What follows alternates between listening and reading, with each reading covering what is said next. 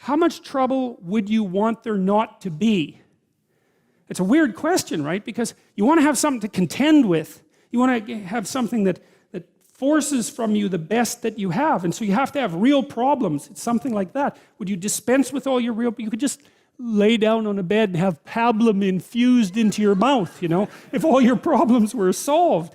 And so maybe you want difficult problems that you can solve, something like that, because there's some, I don't know what it is about it. There's the overcoming and the growth that comes along with that. There's something about the nobility of the enterprise. You certainly see that when you go about having children, for example, which is, you know, the psychological literature is quite clear. If you do moment-to-moment comparisons of people who have kids and people who don't have kids, the people who don't have kids are happier.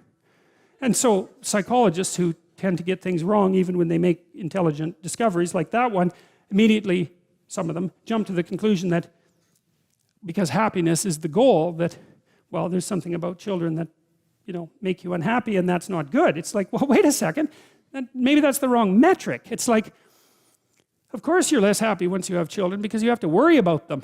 You know, my neighbor down the street, who's a very smart woman, said to me once, you can only be as happy as your unhappiest child. And which I thought was really good, you know, that's really smart. But then it isn't, well, if having children doesn't make you happy, the answer isn't don't have children. It's like, don't be so stupid about being happy. That's the answer. It's because there's a nobility in the pursuit, right? And of course now you're responsible. You know, you have a new baby, you think, especially if you're a new parent, you think,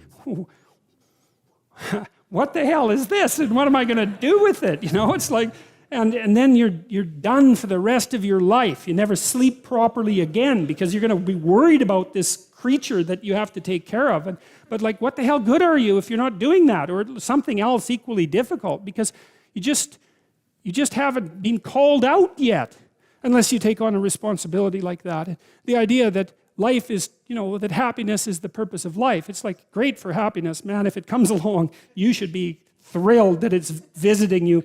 But the notion that that's what you should pursue, that's the weakest possible notion. First of all, as soon as something terrible happens to you, you're done. It's like, life is to be happy. It's like, well, now you have cancer. So how's that? How's the happiness thing working out for you now? Or maybe it's not you, you know, maybe it's your father that has Alzheimer's disease or some damn thing. And, you know, it's like, it's a rare person that doesn't have some catastrophe, one person away from them.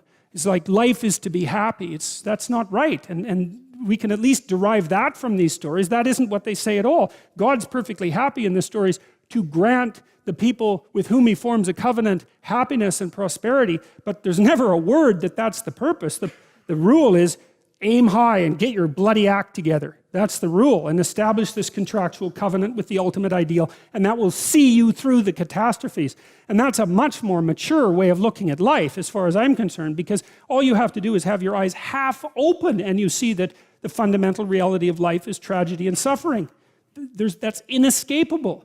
That doesn't mean that it makes life unbearable, or that it makes being something that shouldn't have existed. Right? That isn't what it means, but it means that you have to contend with it and you have to get ready. And the willingness to adopt responsibility for yourself and for others is the precondition for that. And then maybe if you do that properly, then now and then you get some happiness. You know, you can sit at the end of a day and you have half an hour where your conscience is clear and there's nothing that you need to be doing, and you can relax and think, you know, that's all right, things are okay, and thank God for that.